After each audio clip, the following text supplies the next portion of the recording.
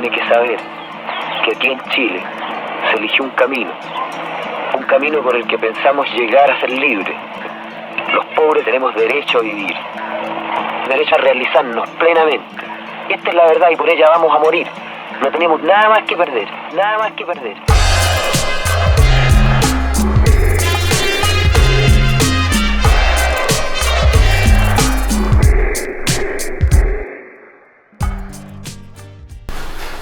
El tercer capítulo de esta serie, Miguel Enrique, 50 años del programa Lo que el pueblo proclama, continúa con la mirada hacia el interior y se contextualiza en la activación de la juventud en las décadas del 70.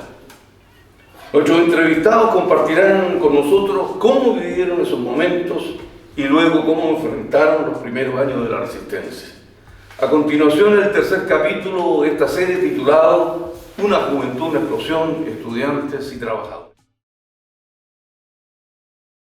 Las juventudes con su diversidad se transformaron en un actor relevante en los procesos de cambio social y político durante la segunda mitad del siglo XX. Jóvenes trabajadores y trabajadoras, jóvenes en las poblaciones que se levantaban en los centros urbanos, jóvenes en el mundo campesino e indígena, jóvenes estudiantes. No se comprenden solo como un grupo que vive a una edad, no se comprenden solo como un cúmulo de energía y vitalidad. Se posicionan en la realidad chilena y mundial como un sujeto capaz de levantar una voz crítica y a la vez un compromiso político y social. Mientras en Europa se desarrollaban el mayo francés, el otoño caliente italiano y la primavera de Praga, en América Latina la nueva izquierda ganaba impulso con la revolución cubana, la teología de la liberación y las perspectivas de un marxismo no dogmático anclado en la cultura y las necesidades regionales. En agosto de 1966, en La Habana, se conformó la Organización Continental de Estudiantes Latinoamericanos. Su meta primordial fue promover la solidaridad activa de los estudiantes del continente en la lucha contra el imperialismo y consolidar los vínculos que los unían a obreros y campesinos. El movimiento estudiantil comienza a politizarse más y sus demandas trascienden los problemas netamente estudiantiles. En 1968, en México, las manifestaciones estudiantiles tuvieron que enfrentar una terrible masacre. Un año después, los y las estudiantes en Argentina apoyaron con firmeza la movilización obrera en Córdoba. En Chile, al comenzar la década de 1960, casi la mitad de la población era menor de 20 años. Así, no era extraño que las filas de los partidos políticos fueran integradas por militantes de apenas 13, 14, 15 años. Terminada la primaria o la niñez, ya iniciaba una trayectoria política donde se iba tejiendo la vida desde la elección por proyectos colectivos. Entre los años 1963 y 1964 es creado el Movimiento Universitario de Izquierda, compuesto por militantes de la vanguardia revolucionaria marxista, las juventudes socialistas y las juventudes comunistas. A estas alturas Miguel Enríquez ya era un reconocido dirigente estudiantil en Concepción. El MIR, tras su primer congreso en el año 1965, tendrá una importante participación en la radicalización de las juventudes. Luciano Cruz y Bautista Van Schouden serán elegidos dirigentes estudiantiles en la Universidad de Concepción. El año 1966 se realiza la primera Convención Nacional de Estudiantes del Movimiento Izquierda Revolucionaria, que contó con la participación de delegados y delegadas de las ciudades de Santiago, Concepción, Valparaíso, Coquimbo y Chillán, quienes resolvieron crear el Frente de Estudiantes Revolucionarios, para potenciar la organización de todos los y las estudiantes dentro y fuera de la universidad, al lado de la lucha obrera y campesina. Lo que el pueblo proclama, estamos entonces en el tercer programa de esta serie, Miguel Enrique, 50 años. En esta oportunidad el tema fundamental que vamos a tratar es el desarrollo que han tenido dos invitados, el compañero Lucho Fuente, fundador del SUTE 2.0, como él indica, el Sindicato Único de Trabajadores de la Educación, que rememora lo que fue el SUTE de los años 70, y activista, dirigente social, en fin, que sigue participando hoy día en los procesos de construcción político-social en este país. Tenemos también a la compañera Mari Cris, que ella es gráfica, trabajadora social de base, que también ha estado participando, bueno, desde siempre, en los intentos de construcción de una alternativa y que participa actualmente, ¿no es cierto?, en, no sé, pues, las actividades sociales de la Casa de Miguel, entiendo, que se acaba de inaugurar. También pertenecía al grupo de artesanos que había antiguamente ahí en la plaza. Brasil, al Teatro Comunitario Novedades del barrio también. Exactamente. Entonces una compañera que está muy activa en este terreno.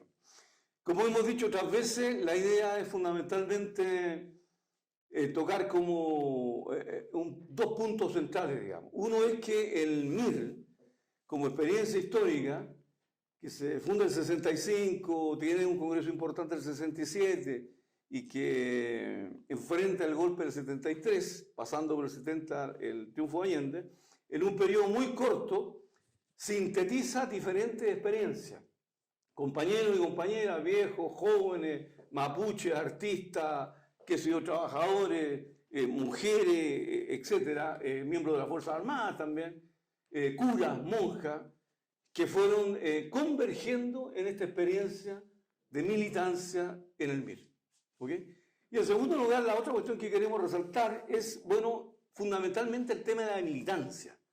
Y por lo tanto lo que tenemos aquí, en tanto la compañera Mari Cris como el compañero Lucho, es que nos relaten el proceso por el cual esta militancia surgió y se fue desarrollando y que se funda en convicciones tales que todavía hoy día, después de 50 o 55 años, siguen, ¿no es cierto?, en la pelea por un mundo mejor.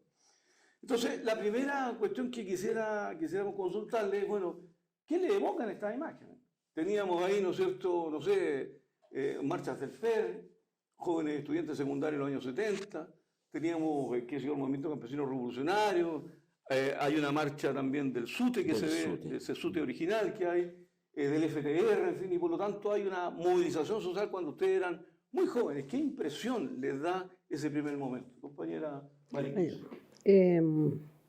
Bueno, yo lo encuentro como una cosa natural, porque la juventud es la que hace los cambios, por lo tanto está en búsqueda de una inquietud, de explorar, de cambiar el mundo y además ayudar en esa instancia por los movimientos sociales a nivel global, como se dice ahora. ¿Sí? Entonces habían vientos de libertades muy potentes y que nosotros nos encontramos con Chile, con un país politizado en ese momento donde la clase obrera estaba muy politizada y sabía lo que estaba pasando. Por lo tanto, en la sociedad estudiantil en la cual me movía yo, había una coherencia de la realidad con el pensamiento de nosotros. Y por eso esas imágenes que nos mostraron te lleva a un cúmulo de experiencia, tanto en la adolescencia, ¿cierto?, que me gustaba mucho la música y el baile, disfrutaba bailando el sacrificio soul del Santana, pero también estaba la revolución de las flores en Estados Unidos, ¿cierto?, lo que fue Woodstock. Y acá en Chile se estaba produciendo la nueva canción que la estábamos conociendo recién nosotros los jóvenes, con el Quilapayún. Entonces había muchas vertientes culturales en movimiento y que uno las iba a abrazar en la medida de los intereses y de los proyectos que uno tuviera. Compañero Lucho, no sé cuál es su sensación frente a estas cosas. Mira, yo miraba la foto y sin duda de que uno tiende a buscar, digamos, a buscarse a sí mismo en esos recuerdos. Y la primera foto que me impactó fue la del FER secundario, viendo a Leonidas o Luis Valenzuela, que es un compañero que hoy día está detenido, desaparecido, que fue el candidato a presidente de la FECES por el FER, estudiante del Instituto Nacional en aquellos tiempos. Yo creo que uno, ¿no es cierto?, participó en las movilizaciones estudiantiles, pero necesariamente tuvo que dar un cambio o un salto hacia otros elementos a partir de experiencias concretas, ¿ya? En la foto yo creo que se ve de alguna manera un hecho muy concreto, que es el hecho de que pareciera ser de que el conjunto de la sociedad estaba, como quien dice, efervescente frente a la situación. Habían ejemplos concretos, estaba la guerra de Vietnam, estaba la revolución cubana, estaba la guerrilla en Bolivia, estaba la Tupamaro, ¿ya? Y así sucesivamente, Camilo Torres también, ¿no es cierto? Y todo eso a nosotros nos influyó en términos de que proveníamos de la base, digamos, ¿cómo llamarlo? Pero vamos desarrollando Sí, eso de ya, a poco, perfecto. digamos. Porque, claro, sería interesante también saber, claro, de dónde reciben la influencia, porque además de las influencias nacionales e internacionales que hay, también la pregunta es, bueno, ¿usted era de Santiago o era del campo? ¿Nos podría dar algunas pistas de cómo era su familia? No sé, ¿de dónde viene La cortita. Yo pertenezco a una clase del pueblo pobre, ¿sí? Precarizado. Nací en el Cerro San Cristóbal, en la cara oculta allá, donde están las casas, ahí en ese cerro. Y ahí fíjate que fue el reconocimiento de un principio de mi clase, por las necesidades que yo abrí los ojos y había necesidades. Por ejemplo, mi padre llegaba de La Vega a arreglar la fonola que estaba guateada, ¿cachai? Ponía sus libros que los adoraba y para que no nos lloviéramos, porque éramos 7 personas, 8 personas en una mediagua de 2 piezas. Por lo tanto, había que ponerle ñeque. Todo eso me hizo cada vez más tener conocimiento de cuál era mi clase en ese momento, la clase pobre. Y ahí mismo donde la influencia que había mucha política. El presidente de la Junta de Vecinos tenía apellido Recabarren y era del Partido Comunista. Y ahí llegaba mucho la cosa comunista porque, lo que me acuerdo, fue en el año 64 cuando está la marcha de la juventud del Frei. La marcha de la juventud joven, de la patria joven, que subió el cerro y nosotros los vimos una marcha con antorcha en la noche, ¿ya? Por el lado oculto del cerro. Entonces ahí llegaba mucha política, llegaban los camiones del PC con Bolodia Teitelboim, con muchos connotados. Y el primer panfleto que cae en mis manos fue del Partido Comunista. Qué coincidencia, porque Lucho también nos contaba un poco esta imagen de tu papá, digamos, como militante comunista, en fin. ¿Cómo fue eso? Yo acabo de descubrir de que con la Mari éramos vecinos, porque yo vivía en la Quinta Bella. ¿Ya? A un par de cuadras, digamos, de ahí. Mi padre siempre fue dirigente sindical de la Unión, porque en ese tiempo se llamaban así, Unión de Obreros Municipales de Las Condes. El viejo manejaba un camión y vivíamos en una población también pobre que había llegado desde La Arenera, de cuando se salió el río. Y por lo tanto, ¿no es cierto?, llegaron como albergados ahí. Pero estos albergados se pusieron medios patúos y después no se quisieron ir nomás. Y se quedaron, digamos, y los propietarios, que era lo que en ese tiempo se llamaba Serviu, la Caja de Empleados Públicos, no me acuerdo bien, tuvieron que empezar a cobrarles arriendo por las casas. Eran 1.500 casas. Y como el viejo era dirigente sindical y era comunista, militante, de esos militantes que se ponía el sombrero cuando llovía en Moscú, ¿ya? Empecé a entender un montón de cosas. Y empecé a cuestionar un montón de cosas, porque yo estudiaba en el Valentín en ese tiempo. Y empecé a entender que habían ciertas cosas que en el PC no me cuadraban. Pero un momento. Eso es lo... Perfecto. Es importante eso, porque se supone que la influencia entonces que debería tener uno sería fundamentalmente los viejos comunistas, y por lo tanto de su visión comunista. Entonces, ¿cómo se genera esa relación que hay ahí? Sí, pero hay un elemento que a mí me marcó mucho, porque siendo estudiante del liceo, en algún minuto nosotros como estudiantes, así medio filantropía la cosa, media rara, se nos ocurrió que teníamos que llevar ayuda en mercadería, lo que fuera, a una población que se había tomado hacía muy poco tiempo, que era en el sector poniente de Santiago, que es lo que es hoy día la población Hermín de la Victoria.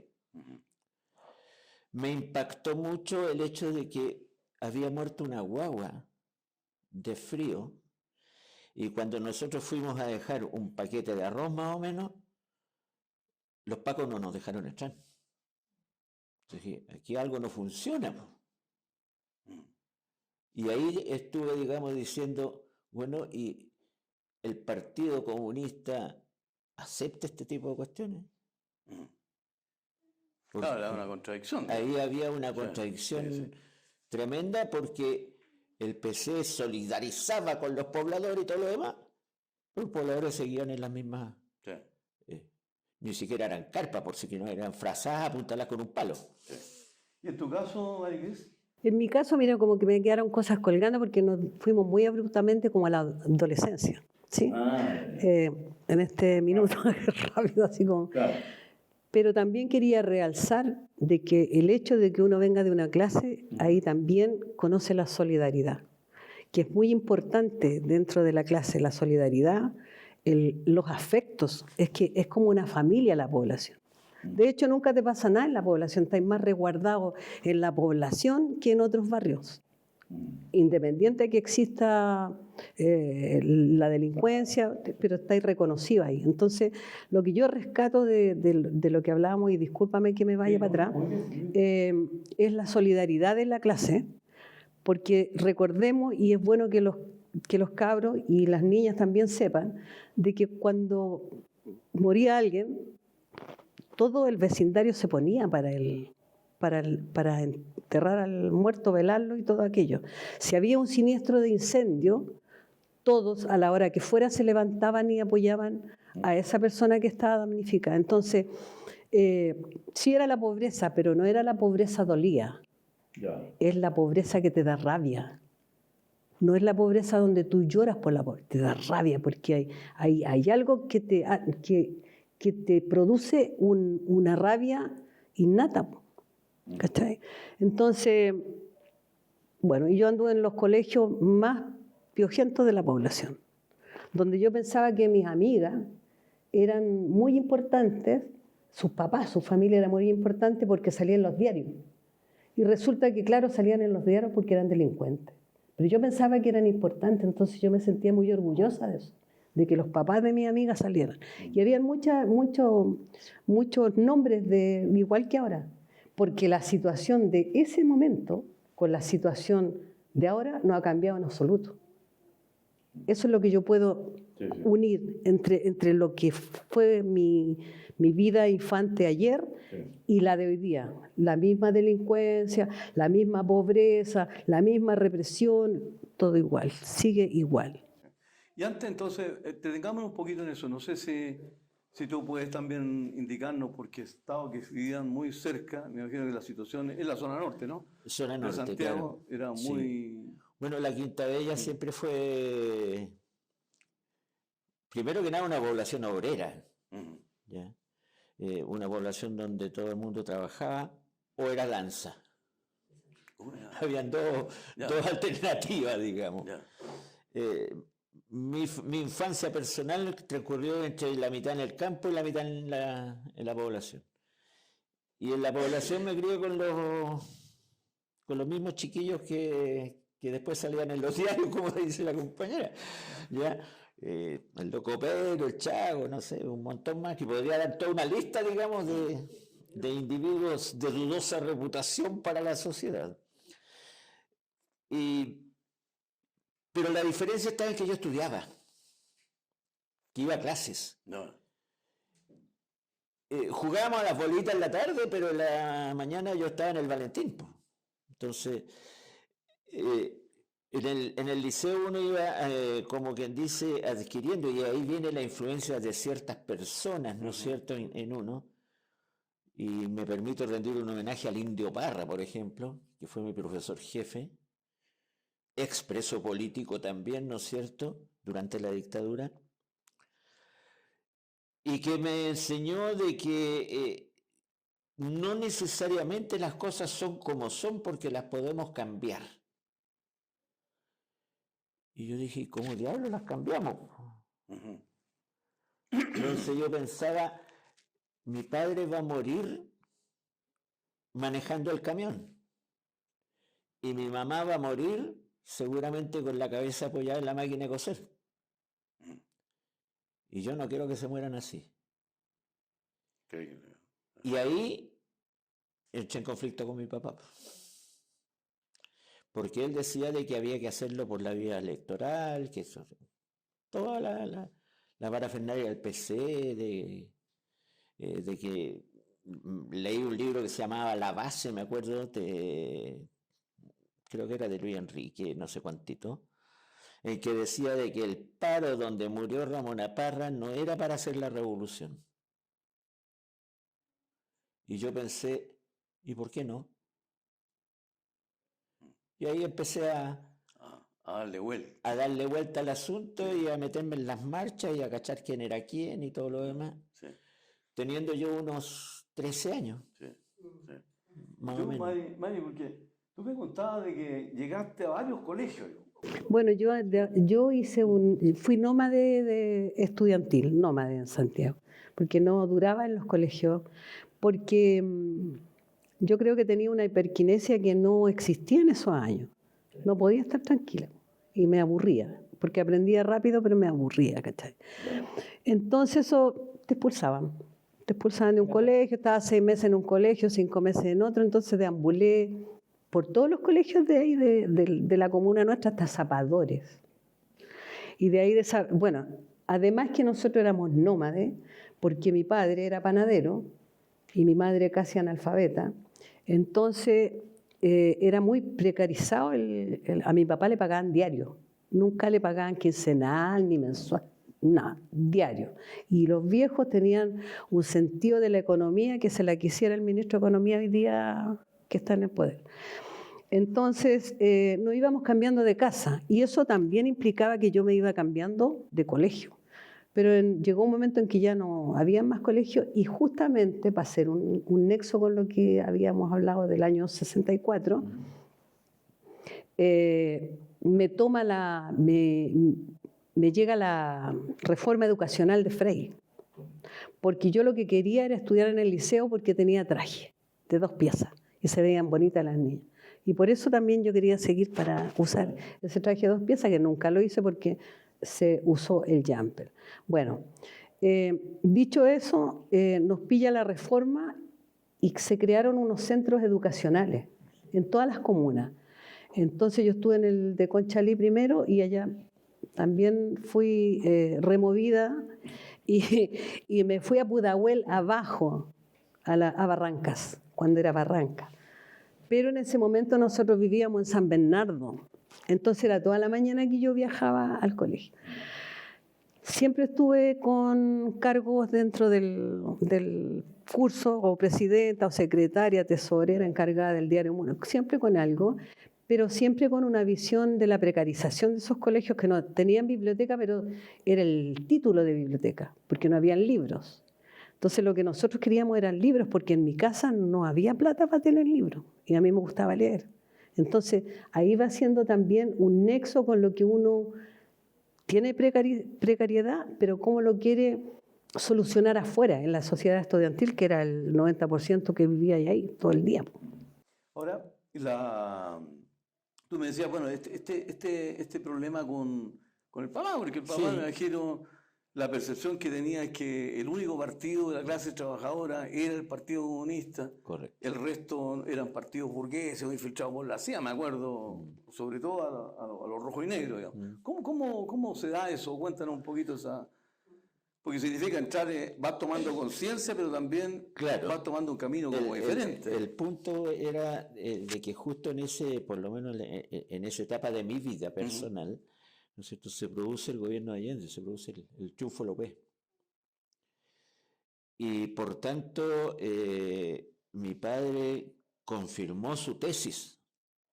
Y se podía llegar al poder. Se puede llegar al poder a través de la vía electoral y eso es innegable. Viva Khrushchev, más o menos. Y claro, era eso, era eso. Y Y se me ocurrió a mí un día decirle, papá, sucede de que se ha llegado al gobierno, pero no al poder. Bueno, ¿y qué es lo que es el gobierno? O sea, él entendía el gobierno como el poder. Y cuando cachó que yo ya no estaba, digamos, como de acuerdo con los postulados de la vía electoral, para ser más claro, fue muy tajante. Él no estaba dispuesto a alimentar a un funcionario de la contrarrevolución, porque estábamos haciendo la revolución en ese minuto, y por lo tanto no podía permanecer en la casa. ¿Eso significa que ya estaba militando en el MIR o no? Yo ya estaba militando en el MIR, o sea, no era militante. Sí, sí. Influenciado. Era algo así como simpatizante. Claro, una onda así. Yeah. Pero así como de cabros chicos, pues, o sea, estamos hablando de 14 años, 15 años. Y el viejo me echó cagando de la casa, ¿no? Pues. No era posible de que él alimentara a un funcionario de la contrarrevolución, porque el compañero Corbalán le había dicho de que todos los miristas eran agentes de la CIA. Y en tu caso, Marie, es un poquito diferente, porque tú te vas encontrando en el colegio, con el PC, entiendo que te reclutan, ¿no? Algo así. El colegio era toda la vida política, en mi casa no. Mi papá se dedicaba a trabajar y mi mamá a mantener los cabros chicos y eran demócratas cristianos. Ellos eran demócratas cristianos del Frey y amaban al Frey. Pero mi vida política y de curiosidad y de exploración era la sociedad estudiantil. Para mí ese era mi territorio. Yo lo encontraba así, me encantaba ir al colegio. Por lo mismo, porque ahí era mi territorio. Entonces se van haciendo lazos afectivos con las compañeras y en el año 68 estoy en el centro educacional que prestaban el establecimiento en la tarde para que funcionara ese colegio en Barrancas, en la calle Los Clarines o Los Jazmines, parece, no me acuerdo muy bien. Entonces ya sabíamos del Che Guevara, no acabadamente nada, porque yo tenía como 14 años. ¿Cachai? Entonces sabíamos algo, todo esa, como que estaba en el aire, así como que en el ambiente toda la cosa de cambio. Lo más concreto era que existía el Partido Comunista, para mí, y la Juventud Comunista, que era lo que más difundían, digamos. En un momento del recreo me pongo a leer el diario Mural y voy a reproducir el dibujo, ese que lo encontré.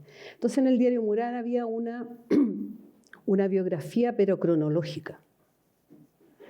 Y era la cronología del Che porque se cumplía un año del asesinato del Che Guevara.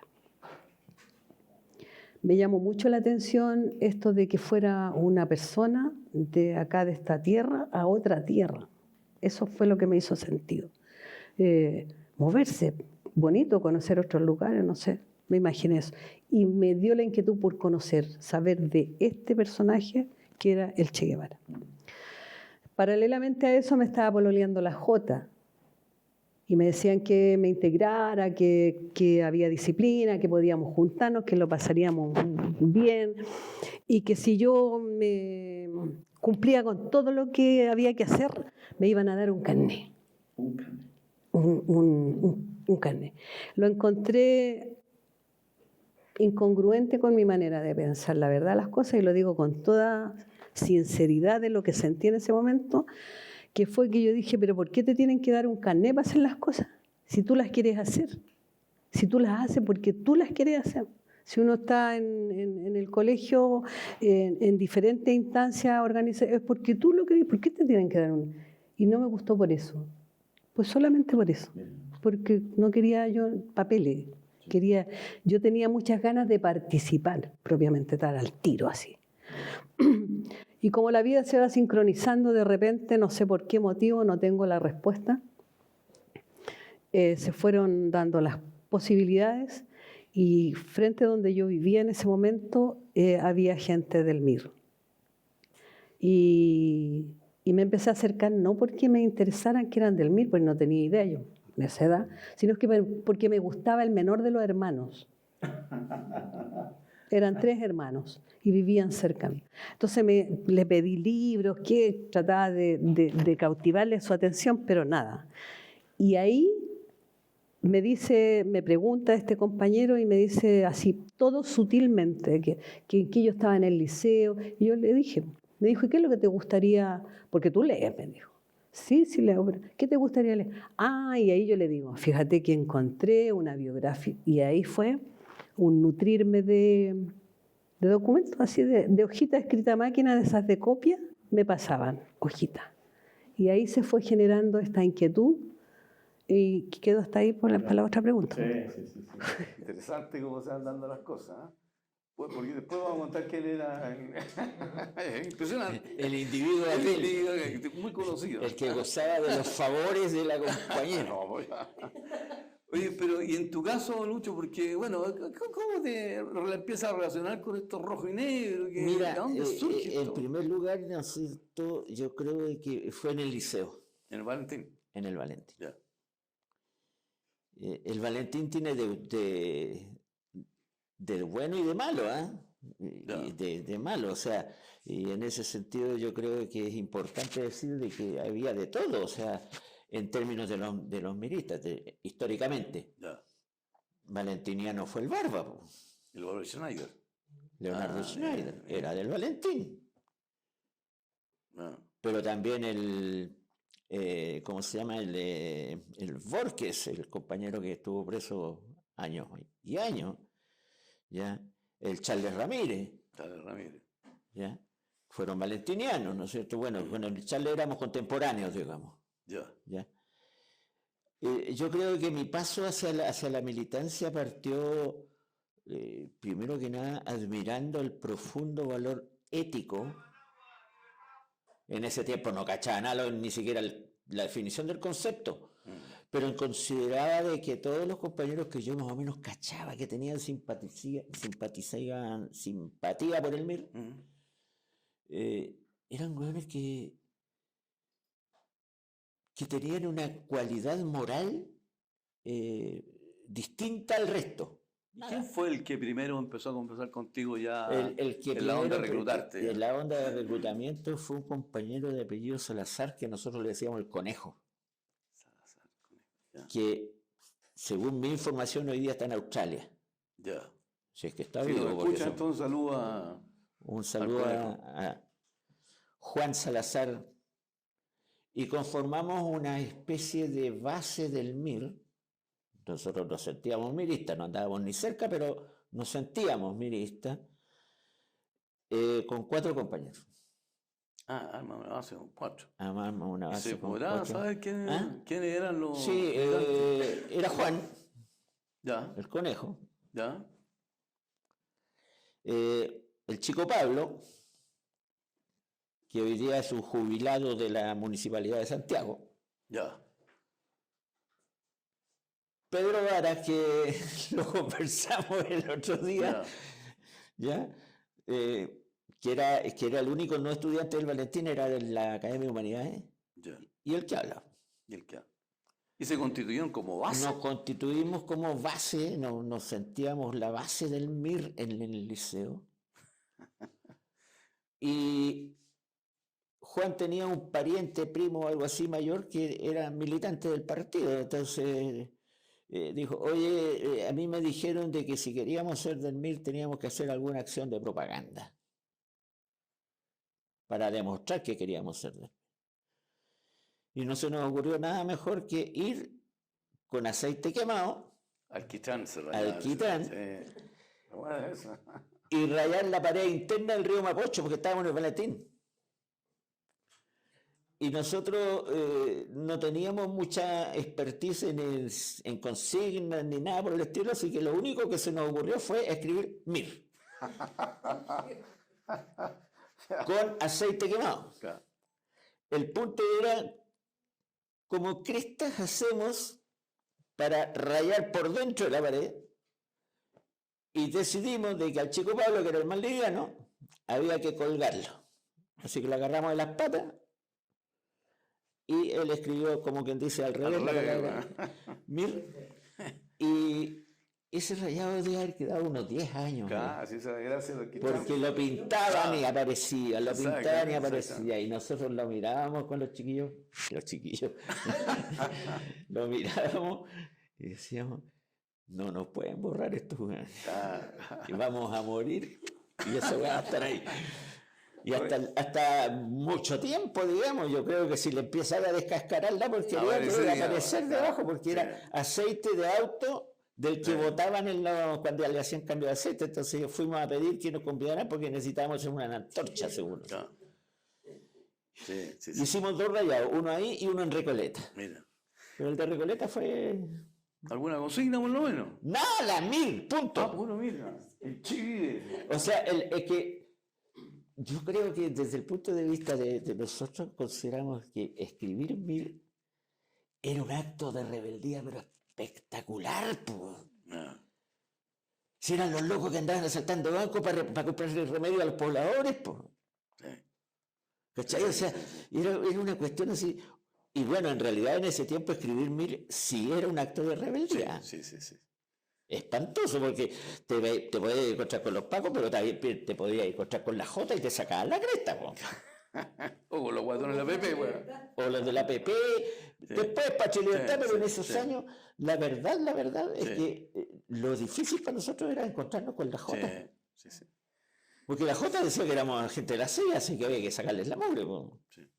Oye, Mari, me interesa un poco en la misma logia, porque ahí fue la primera manera, pero en tu caso aparece ese contacto con la compañera. Me expulsaron del centro educacional de Conchalí, de Barrancas, y ya estaba el gobierno de la Unidad Popular, ya estaba el Allende en el puesto en el 71. Y me expulsan de ella, no logré entrar, y por derecho me tocaba estar en el Liceo de Niñas número 10, que queda en el paradero 29 de la Gran Avenida, y que me cargaba ese liceo porque era de puras burguesas, según yo. Pues de toda la burguesía de la Cisterna y de San Bernardo, hijos de empresarios y todo eso, estaba. Pero me tocaba ahí porque quedaba como a 6 cuadras de mi casa. Y por derecho propio entonces me aceptaron. Porque no era la expulsión total, era la expulsión del liceo, por lo tanto tú podías estar en otro liceo sin problema. Y llego al Liceo de Dios de Niñas y la verdad que no podía haber ocurrido algo mejor que aquello. Porque llegué en el momento en que había elección de centro de alumnos, que era otro mono distinto al que yo había vivido en todos los liceos, totalmente pobre, y acá era una ciudad realmente estudiantil. Entonces habían lienzos, estaban de candidata demócrata cristiana, Partido Nacional y de la izquierda. Bueno, y llego a un curso donde la hija la presidenta del curso era hija de la alcaldesa de la Cisterna, de la Sonia Rosen, que era del Partido Comunista. La Martina Guerrero era la presidenta del curso. Bueno, y ahí me empecé a integrar. Yo pedí que me quería integrar a toda esta movilización, que para mí era una maravilla. Yo estaba en mi salsa, o sea, me había encontrado con lo que yo había soñado y andaba buscando. Bueno, nos empezamos a ser conocidos, ya todo aquello.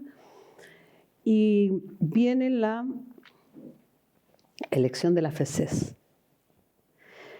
La elección de la FECES y el FER estaba no había FER ahí en el liceo. Y nos llama una compañera que, bueno, ella, Mireya Pérez Vargas, que estudió en el liceo, la hermana del Dagoberto Pérez, y ella, seleccionó como el partido a las distintas compañeras que ella pensaba que podían integrarse a hacer algo, y tuve la suerte y el privilegio que me mirara, que me invitara.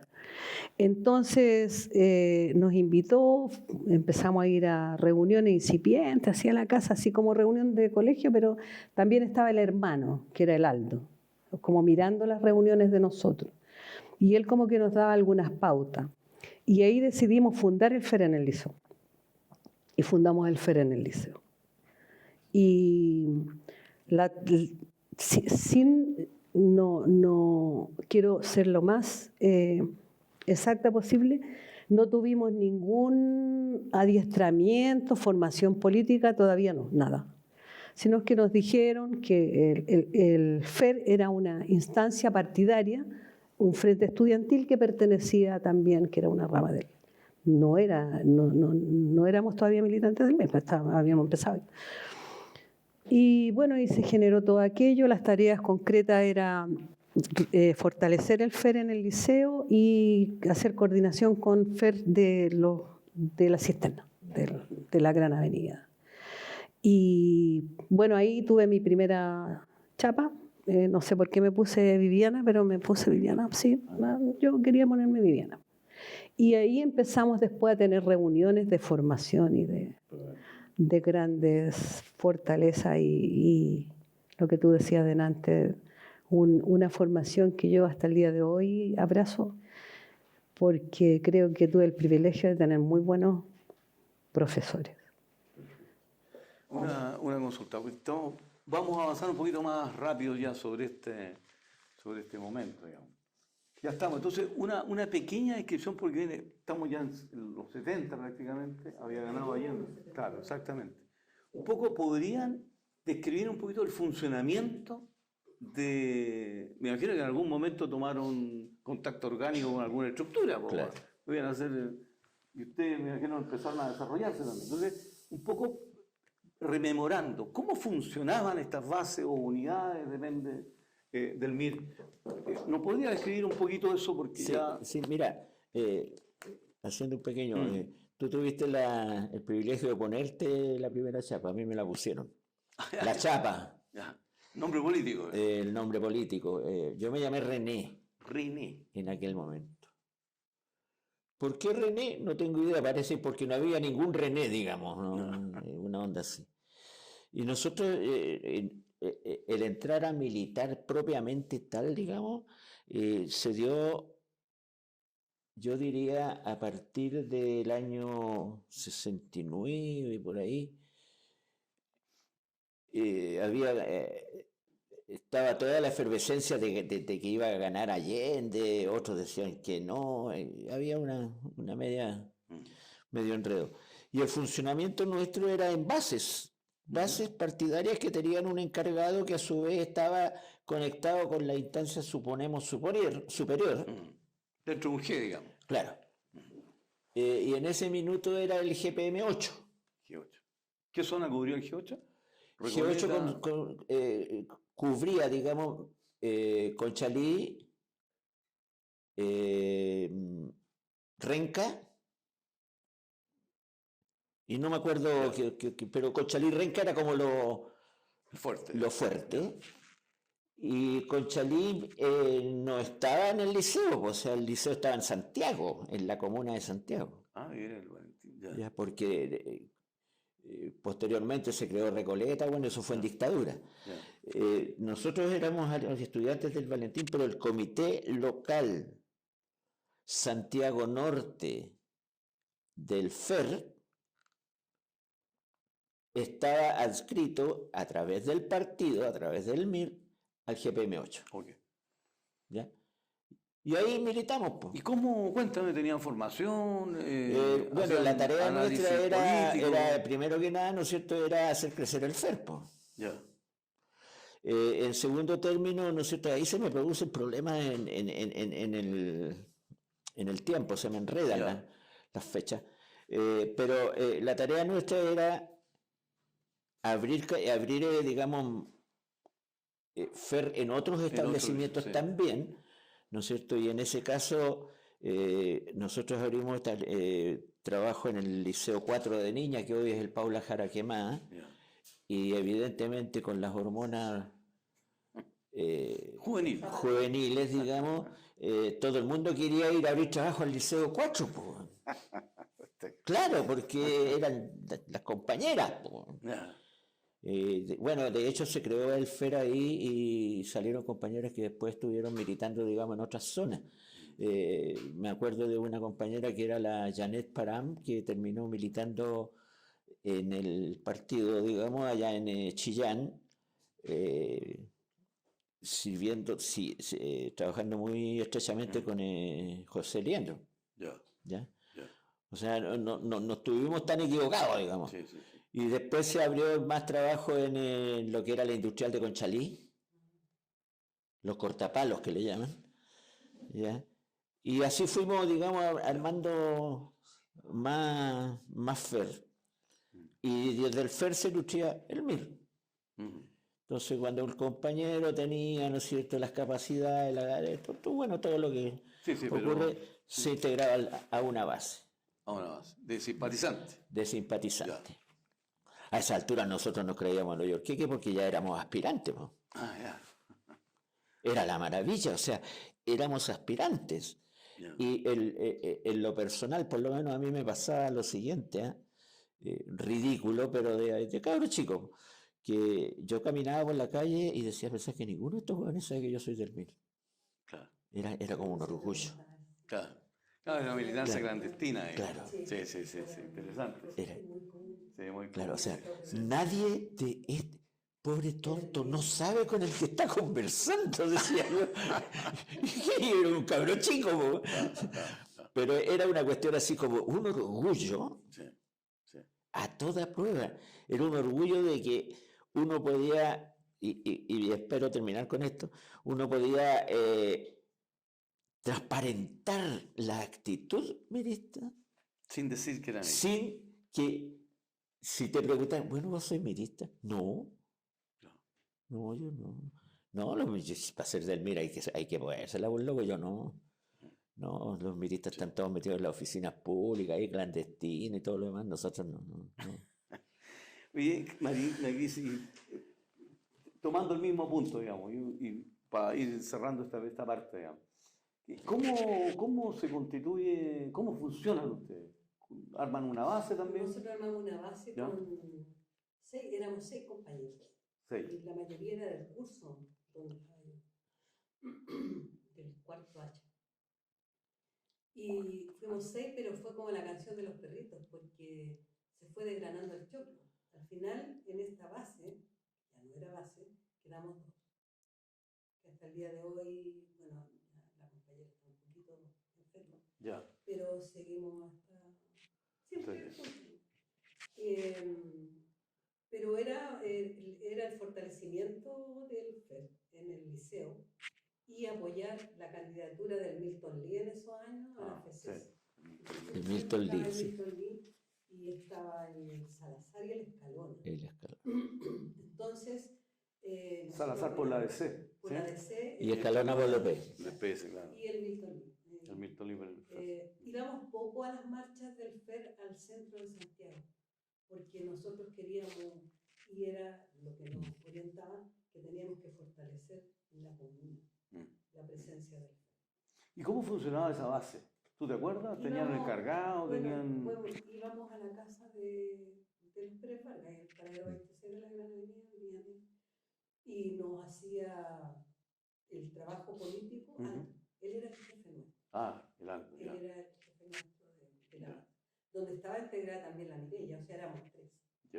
Las 3 íbamos a reuniones y nos daban los lineamientos de trabajo en el fondo, y qué es lo que teníamos que leer, cómo nos teníamos que comportar. Eso a mí me hizo mucho sentido hasta el día de hoy, cuando él en un momento plantea de que no estamos en una organización tan libre como que hay muchos como anticuerpos hacia el MIR y hacia las organizaciones que tienen que ver. Entonces decía que no nos podían derrotar, que teníamos que ser siempre autosuficientes, que teníamos que asumir el compromiso, que teníamos que ser consecuentes, que yo por estas palabras, en honor a la verdad, yo la empecé a conocer ahí, o sea, la había escuchado, pero no tenía idea qué significaba todo eso. Claro. De la moral revolucionaria yo no tenía idea, pero ahí lo aprendí en esa instancia. Entonces, yo creo que como lo aprendí en esa instancia, me quedaron totalmente grabadas, porque de nuevamente tenía una coherencia con lo que uno pensaba en forma personal. Con el proyecto, ese mundo ideal que yo creo que tenía cada compañero que integró el MIR tenía un mundo ideal en su cabeza y que el MIR cumplía con el 70% de ese mundo ideal que uno quiere. Sí, sí. Eso es lo que yo pienso. Sí, sí. Entonces, esa fue la formación. Eso era el fortalecimiento del FER, estudiar, prepararse ideológicamente y integrarse o coordinarse con otros FER que hubiera en la zona. Sí. Bueno, estamos entonces, otro de los temas que quisiéramos ya preguntarle, en fin, ya estamos un poco resumiendo ya. Bueno, se vive el OPEC, gana Allende, años 71, crecimiento, aumentan los salarios, baja el desempleo, todo lo que sabemos, digamos. La editorial Quemantú empieza a imprimir, a pesar de que Chelén tuvo problemas con la historia de la Revolución Rusa de Trotsky, porque no querían que se imprimiera en la Quemantú, no, precisamente por el sectarismo estalinista, digamos. Pero finalmente se hace. Y hay una masificación, no sé, de la gráfica, del arte, de las colonias de vacaciones, de la música. Hay una explosión del movimiento popular. Pero el año 73 ya, y sobre todo después de marzo, ¿ok?, del 73, en que Allende gana, o por lo menos la derecha no logra sacar la mayoría necesaria para hacer la acusación constitucional, e inclusive la votación de Allende sube, ya se desata claramente una crisis. Viene el 29 de marzo, el Tancazo, y viene después ya el golpe de Estado. 29 de junio. Perdón, 29 de junio, el Tancazo, y 60 días después ya viene, qué sé yo, el golpe. Entonces la pregunta es, ¿cómo se está viviendo la militancia en su espacio ya en el momento en que hay una agudización ya radical de la lucha de clase en ese instante? No sé... A ver, tú mencionaste el año 73, marzo. Uh-huh. En ese minuto yo estaba siendo militante en una unidad que estaba haciendo trabajo en el movimiento campesino revolucionario. El MCR. En el MCR. ¿En qué zona? En la zona de Buin, Paine, Champa, Hospital Alto Jahuel, etc. Nosotros lo que estábamos haciendo eran dos elementos. Uno, establecer un trabajo campesino, digamos, a partir de una ocupación de unos fondos que se terminó llamando el Cera Moisés Huentelaf. Y a partir de eso se empezó a hacer trabajo, digamos, en el resto de la zona campesina, pero también se incluyó el sector de pobladores en Buin. ¿Ya? En la zona de campesinos nosotros empezamos a hacer trabajo en el Diamante, se llamaba un fondo que había que era con unos duraznos muy ricos, exquisitos. También estaba el trabajo en pobladores, donde en definitiva yo me fui a vivir ahí al campamento, donde se conformó una toma de terrenos que hoy día se llama Población Gabriela Mistral en Buin. ¿Cómo se llamaba en ese momento? Y en ese minuto era el campamento Luciano Cruz. Luciano Cruz, mira. Ojo que no era el único campamento Luciano Cruz. Sí, había un montón, el pobre Luciano se repartía por todos lados. Y en marzo del 73, efectivamente, como se decía en ese tiempo, la Unidad Popular sacó más votos que Allende.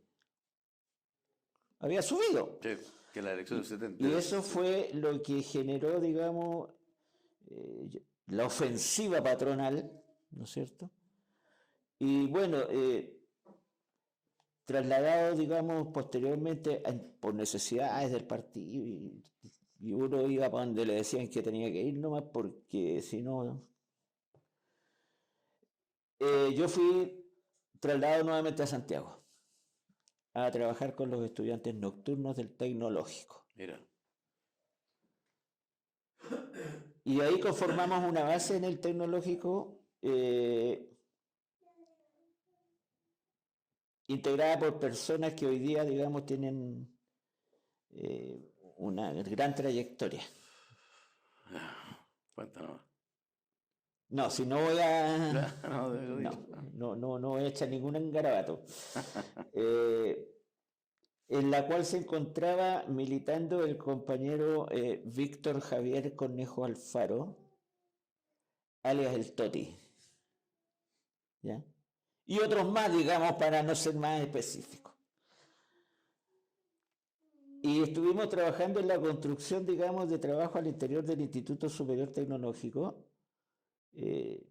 Crecimos en alguna forma, pero llegó el golpe y este humilde servidor tuvo que abandonar los estudios. sí. ¿Por qué abandonar los estudios? Porque yo era algo así como el mirista del tecnológico. Entonces, evidentemente iba a llegar la repre al primero que iban a hacer dormir eternamente, digamos, era a mí. Sí. Entonces me salí del tecnológico, no fui más. Y el trabajo, digamos, de tipo político pasó a ser el trabajo de la resistencia. Ya, pero dejémoslo ahí. Hasta ahí llegamos. Sí. Pero hay algo más que quisieras como relatar de esa experiencia de militancia ahí en el tecnológico, ¿no? Y los estudiantes nocturnos que... Claro, No, digo yo. Sí. Tal vez decir de que nosotros estábamos trabajando, digamos, mancomunados con los estudiantes de tecnológico y con los estudiantes de escuelas industriales. Escuela industrial, sí. Y como militante del partido, bueno, a lo mejor esto es anecdótico, ¿no? Como militante del partido, nosotros estábamos en la base de militantes y teníamos como varias bases de aspirantes abajo, en una de las cuales se encontraba militando como aspirante el compañero Gastón Vidaurrázaga. Y se propuso en aquel momento que el compañero Gastón pasara a ser militante. Ya. ¿Y? La fórmula para ser militante, para hacer su vida militante, digamos, era de que la base de militantes tenía que estar unánimemente de acuerdo. Y yo no lo estaba. Yo no estuve de acuerdo con que Gastón Vidaurrázaga fuera militante del partido por desordenado. ¿Viste? La pequeñez del poder. Así. Claro. Entonces, pero el compañero era bueno, un compromiso. Sí, pero el compadre está siempre tonteando. No eran esos los conceptos. Y sintomáticamente, después en el periodo de la resistencia, mi último jefe, digamos, hasta el último día de su vida, fue Gastón. Terminó siendo mi jefe directo. Claro. Sí. Por esos azares de la vida, digamos, y todo lo demás. Pero la militancia, digamos, en la resistencia fue más o menos por ahí. Sí, a todo esto con Gastón éramos compañeros de curso en la universidad. Mira, ya. Titi, y en tu caso, porque ¿cómo se está viendo esta cercanía del golpe, que viene el golpe, la crisis, después de marzo, hacia junio y bueno, y finalmente? Bueno, la vorágine de todo ese momento, ¿sí? Y muchas especulaciones, comentarios de que la cosa estaba muy, muy álgida. A mí bueno, en mi casa sabían que yo era de izquierda y me decían que yo era del Partido Comunista. Yo era comunista. En mi casa todos los que eran de izquierda eran comunistas. Claro. Y algunas vecinas todos eran de izquierda, pero todos eran comunistas. Entonces me acomodaba eso. Entonces mi mamá me dio una tarea, como mi mamá era demócrata cristiana, me da la tarea de andar en las colas. Entonces yo tenía que, mi papá me hizo un piso para ir a hacer la cola de la carne, la cola de... pan, pasta de dientes. Y en la cola se comentaba que estaba difícil la situación y ya habían confrontaciones algunas veces en las colas de la comida, ya habían discusiones, cosa que no había ocurrido anteriormente. Ya. Eran esas anormalidades. Y porque tenía un flujo de información un poco no directo, pero por parte de mi papá, que después de ser panadero trabajó en la UNTA, en los comedores populares, y hacía el pan y los pasteles y todo aquello. Entonces él comentaba, sin ánimo de, porque no era político, él comentaba por la preocupación de la familia. Entonces él comentaba de que venía algo, que venía un golpe y que iba a ser muy terrible, porque él tenía informes, mi papá era muy sabía de lo que pasaba en Bolivia, en Brasil, nos comentaba.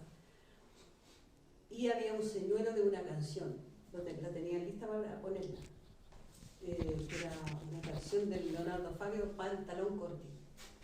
Si tocaban esa canción, venía el era golpe. porque ya era la debacle y que iba a quedar la crema.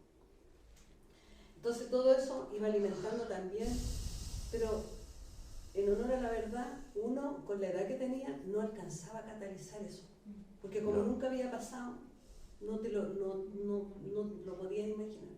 Yo había leído de los golpes de Estado en Bolivia, ¿cierto? De Paraguay, de Brasil, pero no lo había vivenciado, entonces no era tan preocupante, además que había que hacer hartas cosas, entonces se llenaba. Sí. Eso puedo decir. Sí. Y en relación a las JAP, bueno, ahí teníamos una coordinación, un compañero que era socialista era el presidente de la JAP del barrio. Había mucha interacción vecinal con todo lo que pasaba. Sí, ¿y dónde vivió el golpe? En el 11. El golpe como... El día 10 en la noche, ¿dónde estaba? Y el 11. La organización, voy a obviar algunos detalles por razones obvias, pero la organización a mí me había retirado del trabajo, llamémosle estudiantil, público. Público, abierto, y yo pasé a ser parte de la Comisión Nacional de Comunicaciones. Y en la Comisión Nacional de Comunicaciones a mí se me encargó 2 regionales para enlazarlo. No era el jefe del regional ni mucho menos, o sea, era simplemente el regadero, por decirlo de alguna manera, que viajaba permanentemente entre uno y otro punto. Y el golpe como tal, yo estuve, en ese minuto, estaba en lo que era el Regional Norte Chico. ¿Eso de La Serena, Coquimbo? Coquimbo, Serena. Yeah. Bueno, había más, pero mi llegada, digamos, era o a Coquimbo o a La Serena. ¿Y tú eras enlace entre el Comité Central entre el Comité Central y el regional, digamos? Y el enlace tenía que llegar a un lugar, llegué y el compañero con el que yo tenía que conectarme, que hasta el día de hoy me acuerdo que se llamaba Guillermo Peña, el Guatón Peña le decían,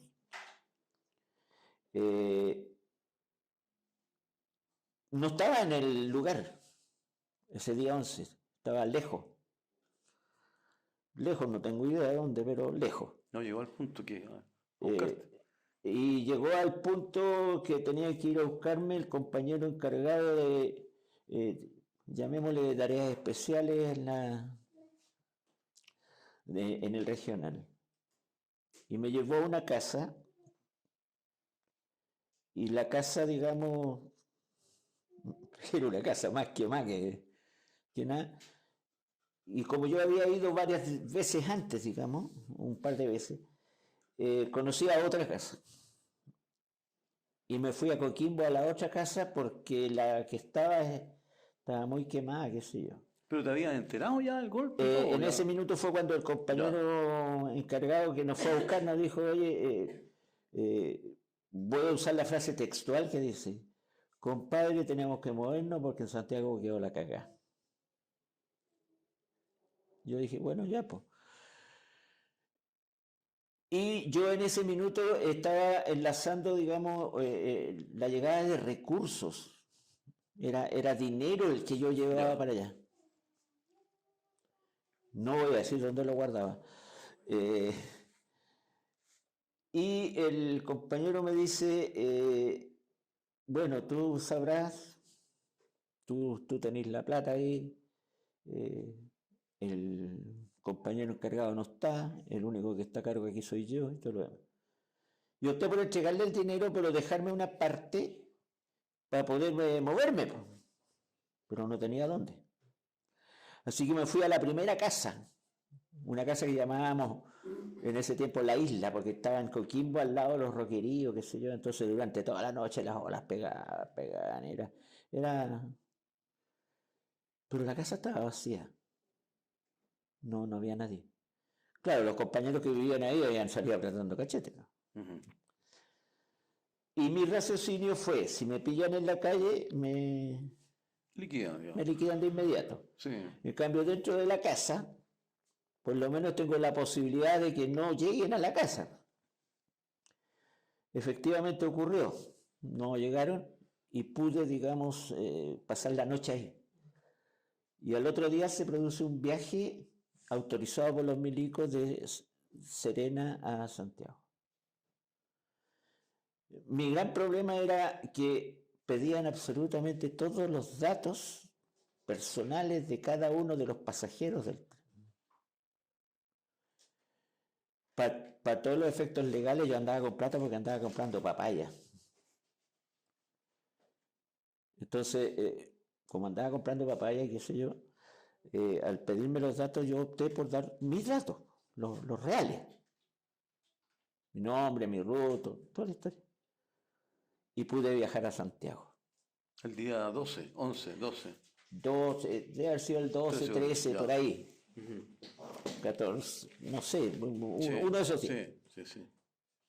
El problema era llegar a Santiago, porque se suponía que Santiago estaba ocupado militarmente. Y como el tren venía del norte, porque había que hacer transbordo en Calera, en esos años, mi decisión fue, si llego a la estación Mapocho, me van a chequear porque deben estar revisando a cada perico que baja, y por lo tanto lo más probable es que haya algo. Entonces mi decisión fue de que cuando el tren bajara la velocidad, me iba a tirar del tren, a la altura de Renca más o menos. Bajó a la velocidad del tren, miro para el suelo y digo, no me tiro ni cagando. No, por ningún motivo. Me voy a sacar la... Me voy a morir estúpidamente de un porrazo, güey. Así que, no, me arriesgo. Y me fui hasta la estación. ¿Y saliste por la estación? Y salí por la estación con todas las facilidades del mundo, digamos, porque la dictadura había retornado la paz y todo lo demás, según ellos. Sin papaya. Sin papaya y sin plata. Porque se le había dejado a los compañeros. ¿Hasta ahora ningún contacto telefónico con alguna estructura? Hasta ahí ninguna. Ya. Sí, había el teléfono. Lo que había era el teléfono con moneda. Y de la Junta de Vecinos. Y el de la Junta de Vecinos, claro. Y llegué a mi casa. Pero mi casa era peligrosa, pues sí. ¿La casa de tu papá o la De mi casa padre, que tenía aquí de en mi padre. Ah, ya, perfecto. De mis padres. No, eso fue posterior. Ya. Llegué a la casa de mis padres y me quedé en la casa. El punto era que yo no estaba quemado En el como, barrio. en el barrio, digamos, Ya. como mirista. Y me quedé en el barrio y ahí pasé los allanamientos de la Quintana. Caminando por la calle norte, así, todo, así, 5.000 detenidos en una mañana. ¿Ya? Hay un video por ahí del allanamiento de la Quinta Bella y sale la fila de... ¿Ya? Y aparezco yo, pero irreconocible, pues tenía, ¿cuánto? 18, 19 años. Y de ahí me conecté al partido. Ya. Por otros caminos, digamos que no... ¿Qué vamos a ver que después? Ya, Titi, estamos... ¿Cuál es tu...? Estamos en el día del golpe. El día del golpe, sí. ¿Qué está pasando? ¿Cómo...? Me imagino que cerraron el Voy a colegio. verlo en el sentimiento Sí. que me tomó. Sí. Bueno, ahí se me cayó la teja, recién, de lo que estaba pasando, de lo que venían diciendo, porque yo no podía entender. Mi mamá me mandó a buscar a mi hermano, que lo había mandado a un negocio, pasando la Gran Avenida. Yo vivía en el 30 de la Gran Avenida. Pasando la Gran Avenida, cerca de la base aérea del Bosque. Por lo tanto, me dice que lo vaya a buscar, porque era menor que yo, y no podía atravesar la Gran Avenida. No me dejaban atravesar los milicos en la Gran Avenida, los aviadores. Entonces, ese fue un shock. Y otro compañero que era de la Jota, que nos conocíamos del barrio, me dice, agárrame la mano y yo voy a hablar, pero no, porque yo empecé medio enardecida, me dijo, tú quédate callada y vamos a atravesar igual. Entonces le tomé la mano y con él atravesé, porque les dijo que teníamos a nuestro hermano chico, no pidieron papel, nada. Y logré llegar, porque él me dejó al otro lado, ¿no? Logré llegar al negocio, y venía llegando un bus de los chicos de la aviación, y se bajan, y con garabato dicen, miren ustedes, por cual y todo lo que acostumbran a decir hasta el día de hoy, tienen 1 minuto para retirarse a sus casas. Nunca más van a ver cola, y no se llama cola, se llama fila. Dijeron, y tiraron balazos al aire. A mí eso me despertó. Me di cuenta de lo que decía mi papá. Y me dio mucho miedo. No puedo decir que no me dio miedo. Mucho miedo, pero me dio ahora el miedo con rabia también. Me dio mucha rabia. Y empecé a poner la idea que me gustaría tener un arma. Para matarlos, de rabia por todo lo que está ocurriendo en ese momento. Y bueno, y después la instalación del barrio donde yo vivía, en la noche ya del 11 de septiembre ya se sentían carrera y disparo. O sea, una carrera, disparo y ya no había carrera, ¿cachai? Y eso era casi cotidiano. De ver en la esquina de la casa que tenía un piso a milicos sobre el techo disparando a la nada o apuntando a la nada, entonces, para mí fue un cambio radical. Y entre paréntesis, yo había quedado en la técnica, en el tecnológico, en control de producción, porque yo quería trabajar en las fábricas, con mameluco. Yo me veía trabajando en las fábricas, con mameluco, y alcancé a ir a clase ahí a Purísima, donde está el tecnológico, que era una rama de la técnica. Sí. Y ahí sentí, porque cerraron. Entonces ahí yo sentí la primera mutilación de mi vida. O sea, te mutilaron lo que tú querías hacer. Otros que no tenían nada que ver conmigo. Te mutilaron porque yo me encantaba cerrar la Violeta Parra, el Crack, y no podía escuchar nunca más. O sea, te mutilaron tu deseo de escuchar música. Se te empezaron a mutilar todo. Entonces eso fue en mí creciendo ya una rebeldía más madura. Porque uno madura con esas cosas en pocos momentos. Bueno, y de ahí después... Sí, ¿tomaste algún contacto con el Aldo o con su hermana? No, nada. Nada. Nada. Ahí yo perdí todo contacto. Y no se olviden ustedes que yo era del FAR. Por lo tanto, mi contacto directo era en el paradero 26 de la Gran Avenida. Y estaba cerrado. Y ni cagando iba a ir a la casa de ellos porque yo sabía cuál era el peligro, porque algo nos habían dicho, algo de cuidarse y todo aquello. Pero ahí me gustaría aportar con algo. Mira, si bien es cierto, uno no tenía idea de nada, pero ahí uno empezó a aprender de que tenía que cuidarse, de que no tenía que hablar, de que en esos mismos momentos empezó a generarse la capacidad de sobrevivir y de tener, de pensar qué hacer en el supuesto caso de él. Fue una madurez que llegó rápida. En eso. Puedo decirlo. Como dice Maduro, a la fuerza. Sí. Oye, viene, bueno, tú me imagino en algún momento tomaste contacto con alguna estructura y viene toda la resistencia. Me contacté con mis antiguos compañeros. Yo cachaba que los compadres de la base de militantes que yo estaba... ¿Dónde está el Toti? ¿No? No, que eran los de vespertino y nocturno. Ya. Que yo estaba en esa base, pero en la comisión de comunicaciones era otro tema, digamos, una tarea paralela. Y yo cachaba que vivían por ahí, por la Villa Olímpica. Cachaba que vivían por ahí. Entonces me fui a empezar a pasear por ahí a determinadas horas, qué sé yo. Hasta que me encontré con un compañero que, anecdótico, le decíamos el Mozart. El Mozart. Mozart, por Ya. el cantante, por el músico. El músico. Porque se parecía, ¿ya? Y con él me conecté, pues, Ya. y empezamos a conectarnos. Y al tratar de recomponer la estructura partidaria, porque estaba desarmado todo, po, Increíble. ¿ya? Yo termino siendo parte, digamos, de otra estructura, que es el GPM8, que era mi lugar territorial, digamos, por razones obvias, de vivienda. Y en el GPM8 se me encarga la tarea de trabajar en lo que era la unidad de informaciones. Ujú. Y en esa estructura de informaciones, bueno, algo que hasta el día de hoy practico, ahí me enseñaron a conducir un vehículo, por ejemplo, aprendí a manejar ahí. Fue mi jefa la Ida Vera, que está en este momento detenida desaparecida. Ya.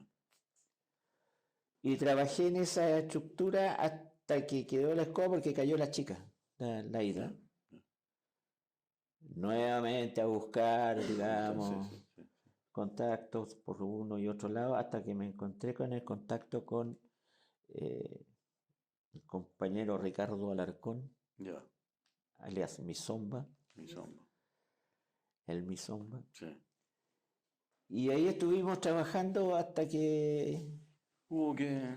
hasta que no nos dejaron trabajar más porque Claro. fuimos trasladados directamente a Villa Grimaldi, de Villa Grimaldi a Cuatro Álamos, de Sí. 4 a 3 y de 3 a investigaciones, acusados de 8 asaltos. Ok. Una consulta. ¿Tú te acuerdas de la caída de Miguel? Sí, ¿La tienes en mi cabeza sí. ¿Sí? ¿Y dónde estaba en ese Estábamos instante? precisamente Alarcón. con el Ricardo, Ujú. estábamos en una casa que era de mi padre, un sitio, digamos. Ya. Un sitio. Fue una desazón espectacular, pues, o sea, cuando dijeron de que estaba rodeada la casa, las primeras noticias que salió es que no se sabía, no se dijo, porque los buenos sabían, no se dijo que quienes estaban ahí era la comisión política del partido, po. Pero se decían que eran altos dirigentes del MIR. Entonces lo único que a nosotros se nos ocurrió en ese momento, estaba la Teresa Izquierdo, el que habla, y dijimos, ya, pues vamos al centro y empecemos a llamar por teléfono a distintas comisarías y cuestiones informando de gente armada en otras calles. Con el objetivo de dispersar las fuerzas. ¿Eh? Claro, o sea, era una forma de dispersar, pues, bueno. Hicimos unos 10 llamados más o menos a distintos. No nos pescó nadie. Honestamente nadie llegó, no llegó ni un Paco, ni una cuestión. Pero fue el intento nuestro, digamos, de colaborar en la protección de los compañeros, ¿no? Pero no, los resultados están a la vista, digamos. La muerte de Miguel yo creo que a nosotros nos impactó mucho, pero en ningún momento significó hasta aquí llegamos. En ningún minuto hubo alguna duda de continuar, digamos, en la resistencia, ¿no? O sea, la muerte de Miguel, de alguna manera, y a lo mejor es medio chabacano lo que voy a decir, pero la vimos casi como un accidente de trabajo, ¿no? Que era lo que nosotros estábamos dispuestos, digamos. Y el compañero había dado el ejemplo de consecuencia con respecto a eso. Y por lo tanto nosotros no podíamos ser menos. Sí. Tú, Titi, ¿cómo te reconectas finalmente con la estructura? Bueno, era muy difícil a nivel FED poder reconectarse, pero me reconectan. Te reconectas. La Mireia me buscó. ¿Y cómo te encontró? No sabía dónde. Ellas tenían más o menos alguna luz donde yo vivía, la calle. Y ese día yo estaba en la ventana sacándome las cejas, en la ventana. Nada que ver. Y veo que viene Mireia, así buscando, sola en la calle, buscando números. Y a mí me late el corazón. Porque ya a esa altura tú habías pensado, en mi caso, y que si la pregunta era, ¿estarán vivos o estarán muertos? Eso era lo que yo me preguntaba. De todos los compañeros que había ubicado como mirista o como... Y también había pensado, obviamente, en ellos. Y la veo que viene caminando y salgo de la casa, pero y la meto a mi casa. Y le digo, ¿a quién andas? Nunca pensé que era a mí. Yeah. Yo le digo, ¿a quién andas buscando? Y la metí para la casa, conversamos y estaba arrancando. Esta historia es un poco triste porque ella había quedado en literatura en la Chile, estudiando literatura. En ese momento la familia estaba totalmente fragmentada. Su padre había arrancado a Colombia. La señora Otilia con la Pati, la hija menor, andaban en el sur arrancando. Y la Mireia estaba durmiendo en el Cerro San Cristóbal. Porque no tenía donde alojar. Y había buscado, yo creo, lo que ella me comentó, había tocado puertas, pero se le habían cerrado todas. Yo creo que de estructuras más arriba, porque no quiero pensar nada, pero se le habían cerrado las puertas. Y el último eslabón, que era yo, que yo había sido y estaba aprendiendo, nos encontramos. Y ahí hicimos la primera leyenda, porque yo tenía que ver cómo convencía a mis papás para que ella se quedara en mi casa. Bueno, ese es otro cuento, más adelante. Y logramos hacer la leyenda y funcionó. Funcionó muy bien y se quedó en la casa un tiempo. Casa que no estaba quemada porque era reconocida por los demócratas, que los papás eran demócratas cristianos. Y yo, que algunos pensaban que yo era de la Jota, que, o sea, ahí no, de izquierda no era yo, pero nada más que eso. Entonces eso nos sirvió mucho no habernos mostrado mucho en ese sentido. Estuvo en la casa y ahí ella me explica de que si yo estoy con el compromiso de continuar. Yo le dije, sí, eso era lo que yo estaba esperando. Entonces me dice de que esta es una película, que no es una película de jovencitos, donde ganan Ganan los buenos. Los buenos, sino que en la realidad, y que se nos puede ir la vida. Me dijo, si estás en condiciones, y tenemos que cuidar la vida, porque vivos servimos. Me dijo, si estás en condiciones de hacer el compromiso, continúa. Y ahí nos dimos un abrazo grande, y yo le dije hasta el final de mi vida.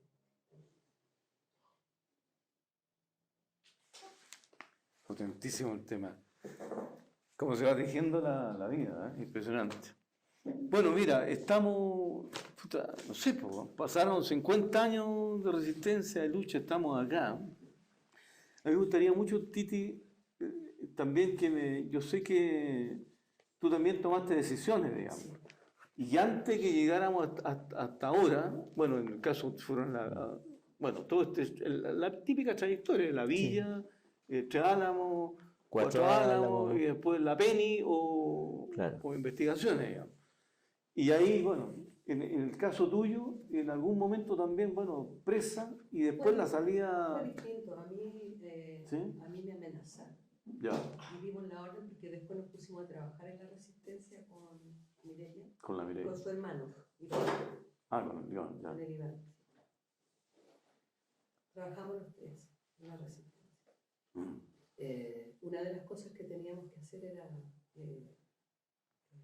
ubicar casas de tortura. Estaban ya como pasándose entonces íbamos los tres con todo el riesgo que eso implicaba y entonces yo hacía de pareja de Iván. Bueno, ahí hicimos algunos trabajos.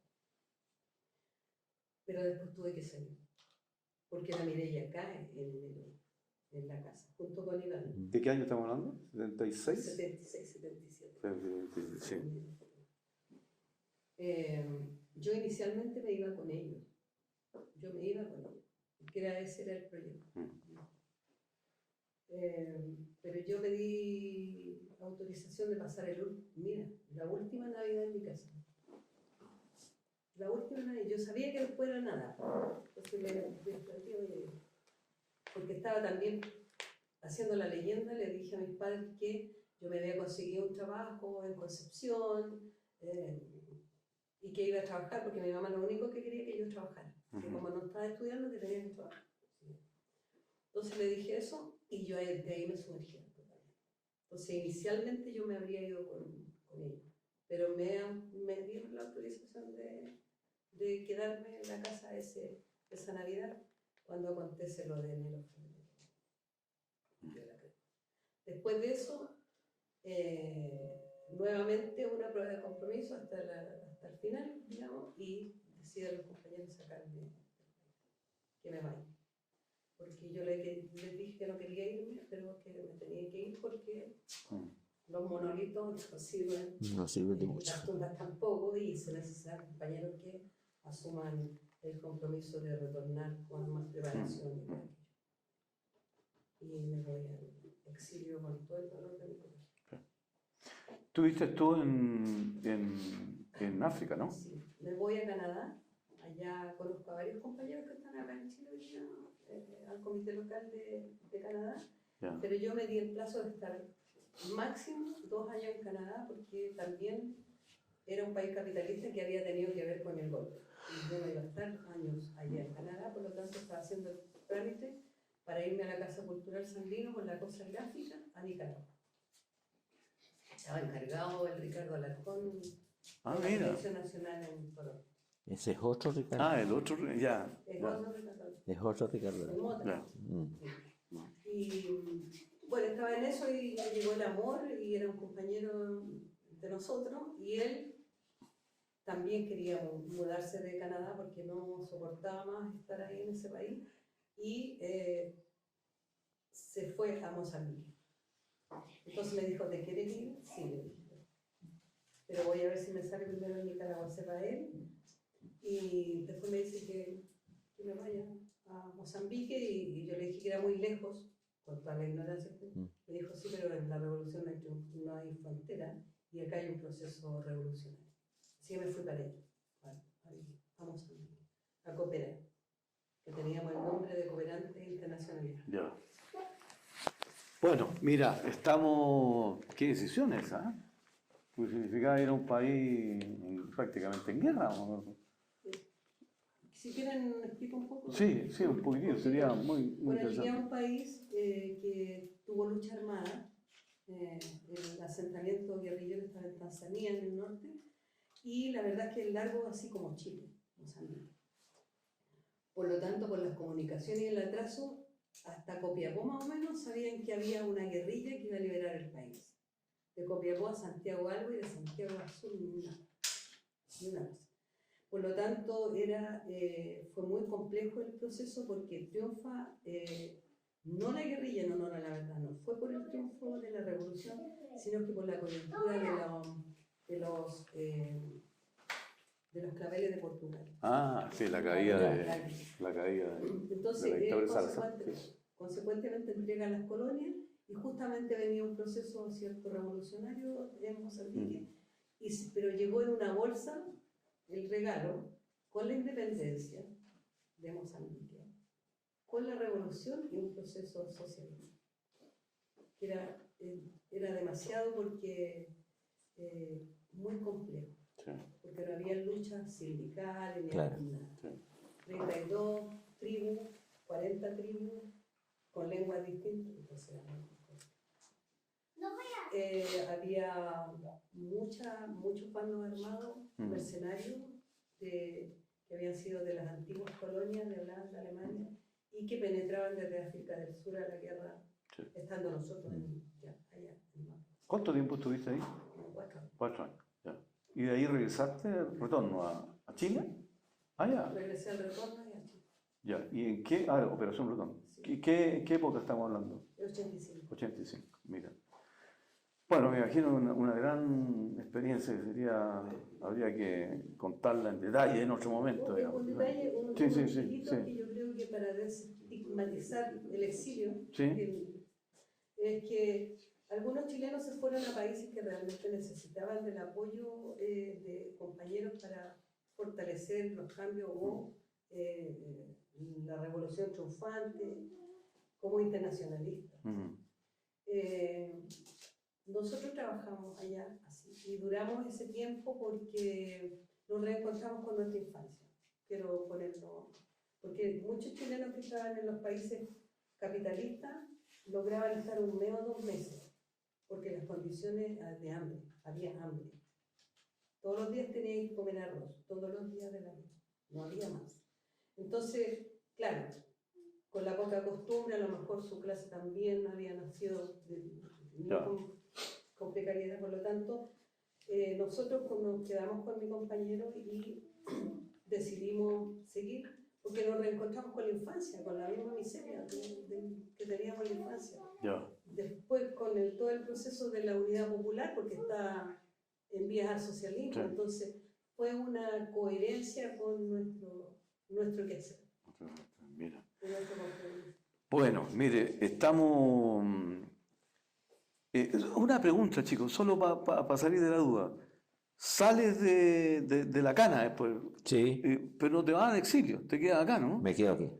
¿Y qué pasa durante todo ese tiempo? Así en breve, por lo menos. Porque significa seguir buscando... En ese tiempo lo primero que ocurre es de que estoy muerto de miedo. O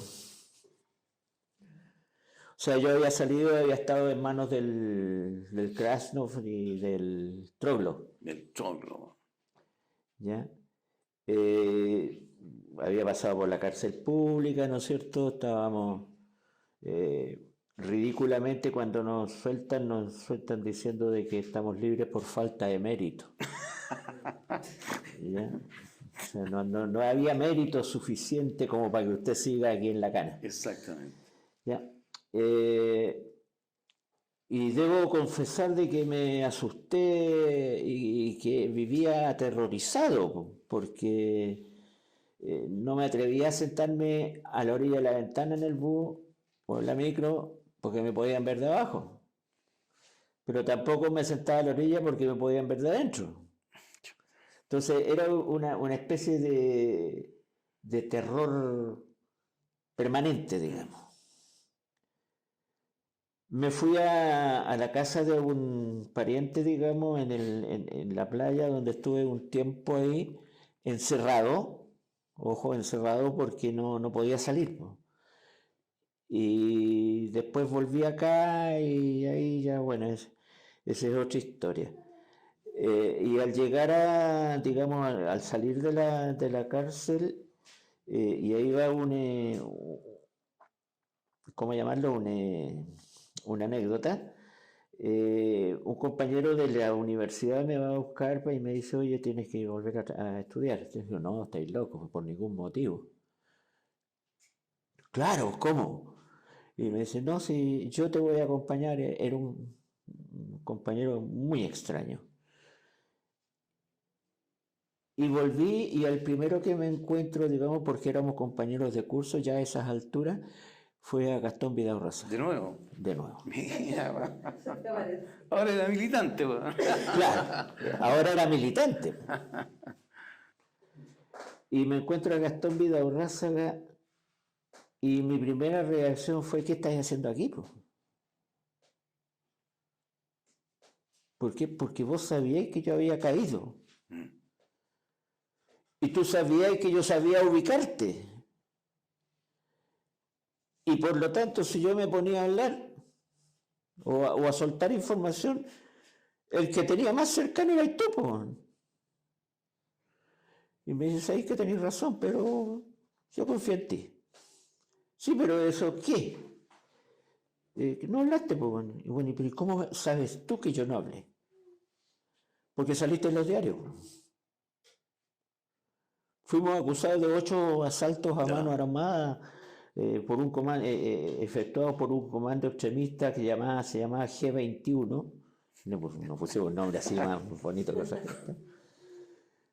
Y me dice, desde el momento en que tú apareciste en los diarios, ustedes, dijo, en los diarios, ya no lo iban a seguir torturando. Ah, estaban reconocidos públicamente, sí, sí. Estábamos Sí, reconocidos sí, públicamente sí. y por lo tanto no nos podían... Ya no había hablado. Ya no había hablado. Ah, perfecto. Okay. Mira el Gastón. Claro, ya no había gritado. Claro, pero mi molestia fue de que él no hubiera sabido antes, tiene que haber, o sea, que era lo correcto, que hubiera desaparecido de ahí. Claro, sin duda. Y no lo hizo. Sí. ¿Ya? Sí. Fue un patudo, digamos, reafirmando lo desordenado que era, digamos. No debía haber pasado militante. Claro. Exactamente. Reafirmando, digamos, lo que yo decía hace años atrás. Sí. Pero en esta oportunidad, digamos, bueno, y ahí él me conectó y todo lo demás. Y parte toda la vega de claro, resistencia. partimos de nuevo. Porque han pasado 55 años, 50 años. Mira, la clave de esta cosa es que, bueno, no sé, tú seguí fundador del nuevo SUTE, Claro. Te he visto en las calles, hay una foto extraordinaria tuya, man, frente a los pacos, man, sacan un afiche muy bonito. Por lo tanto, la militancia en la Vincoya, todo lo que viene en la protesta, en fin, en la revuelta, etcétera. Por lo tanto, hay gente que sigue en la lucha, digamos, lo mismo típico, man. Con todo esto que hemos pasado, en realidad, permanentemente, no sé, los actos, organizando actividades, participando en las marchas. Me acuerdo la última vez nos encontramos, creo que fue para la memoria 219 o algo así. Entonces, la pregunta, bueno, seguimos aquí. Eso es una muestra evidente, no nos han derrotado. Entonces, la pregunta sería, pensando sobre todo en el futuro y en no sé, en la gente que viene, los próximos militantes. Una vida militante. Mira, ¿Qué principios, qué lecciones me gustaría plantearte un elemento podrían básico. darlo? Sí, parte. Un elemento fundamental. Durante o sea, porque fíjate que uno de los elementos que en mi opinión es por qué seguir en esta cuestión, yo creo que hay dos elementos. Uno, porque los problemas por los cuales luchamos por allá, por aquellos años siendo jóvenes, siguen estando pendientes hoy día. Sí. O sea, hoy día sigue habiendo, y con mayor desenfado, diría yo, ¿no es cierto? Hoy día es normal de que un trabajador trabaje 14 horas diarias. Hoy día es normal, y en mucha gente que no tiene, digamos, la conciencia de clase bien marcada, mucha gente se siente orgullosa de tener que trabajar 2 veces y tener la oportunidad de hacerlo. O sea, de trabajar en 2 pegas al día. Hay gente que trabaja de 7 a 3 de la mañana, a 3 de la tarde, y que después entra de 3 a 11. O sea, hoy día es normal aquello que en aquel tiempo era anormal. Hoy día es normal, ¿no es cierto?, de que, no sé, haya una cantidad de cesantes que permiten, ¿no es cierto?, de que el patrón pague menos por la fuerza de trabajo, porque total hay otros esperándolos. Entonces, las tareas pendientes que hoy día, hay, son las mismas de hace 50 años atrás. No hay cambio. O sea, me podrán decir que hay un cambio porque hoy día no se tortura. ¿Cómo que no? Y toda la gente que le sacaron los ojos. Me podrán decir de que no hay desaparecido. Miremos. Bueno, antes sigue desaparecido. Entonces, la pregunta es ¿por qué continuar en esta lucha? Y yo diría que si me preguntáis desde el punto de vista íntimo, yo tengo 3 nietos. Y yo no quiero que vivan lo que viví yo, pues. Y no quiero, fíjate que yo tengo la mala costumbre de escribir poesía. Es una maldita bendición. Y en alguna oportunidad yo escribí una cosa y que creo que resume por qué estoy aquí. Yo dije, ¿con qué cara miro a mis hijos cuando me digan viejo de mierda tenemos que hacer todo porque vos no hiciste nada. Pero Peño Hugo. Titi, ¿qué mensaje, qué principio, qué valor en este resumen de 50 o más años de lucha, digamos? A ver, primero, en lo personal, que no me gusta mucho esa cosa, tengo un problema. ¿Por qué sigo primero? Porque lo que aprendí con los compañeros que me formaron me hace sentido hasta el día de hoy. Que el compromiso, tener una actitud moral que refleje el pensamiento que uno promulga, consecuencia, tratar de ser consecuente, que es lo más difícil que puede haber en este mundo, sobre todo en este sistema capitalista que vivimos. Y ahí voy jugando con mi yo. Ahora, como yo no soy yo en este proyecto que siempre he abrazado, somos todos y todas, creo de que lo que dije hace un rato y lo que dice también Luis, no ha cambiado la situación. No ha cambiado la situación de hace 50 años atrás, o 55, o 70, a lo que hay hoy día. Son los mismos componentes que nos sojuzgan, nos aplastan y que no nos dejan ser humanos. Tener humanidad hoy día, sobre todo que quieren implementar un mundo inhumano con toda la tecnología, que ese es tema para otra cosa. Y para mí, como sigue todo igual, creo en el proyecto revolucionario y insisto en el proyecto revolucionario que está totalmente vigente, pero no es el momento. Solamente eso. Que no es este momento donde nosotros podamos hacer una revolución, ¿cierto? Porque hoy día estamos, desde mi punto de vista, estamos como en punto cero. Con toda la penetración del neoliberalismo, donde la gente vende su vida por tener marcas en los zapatos, y se siente que con eso ya tiene otra situación económica, eso es desde ideologización. Sí. Entonces yo creo que la tarea que tenemos los viejos y las viejas hoy día es empezar a trabajar en ideologizar. ¿A qué clase? A hacer las preguntas de rigor. ¿A qué clase realmente pertenecemos? ¿Qué clase aspiramos a tener? ¿Cuál es la sociedad que nosotros queremos tener? ¿Una sociedad de consumo, donde hoy día se tapa la pobreza, con miles de casas construidas, y adentro hay pobres porque el sueldo no les alcanza para vivir ni para comer? Están tapados por ladrillos, sí, su casa. Su departamento básico, porque hasta eso.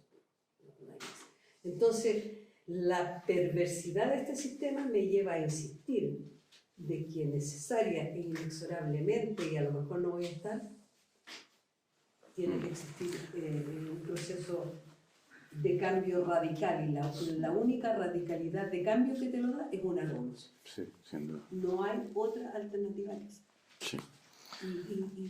Y no para algunos, para todos. Y los que no quieran, bueno. Ahí veremos. Bueno, este era el tercer programa, o tercer episodio, me has dicho, del programa Lo que el Pueblo Proclama, serie 50 de Miguel Enrique. Queremos agradecer a Lucho y a la compañera Mari Cris por haber compartido sus opiniones, sus sentires, su experiencia, pensando fundamentalmente en que esta cosa es un punto de intermedio nomás y que hay que seguir para adelante. Esta es la verdad y por ella vamos a morir. No tenemos nada más que perder, nada más que perder.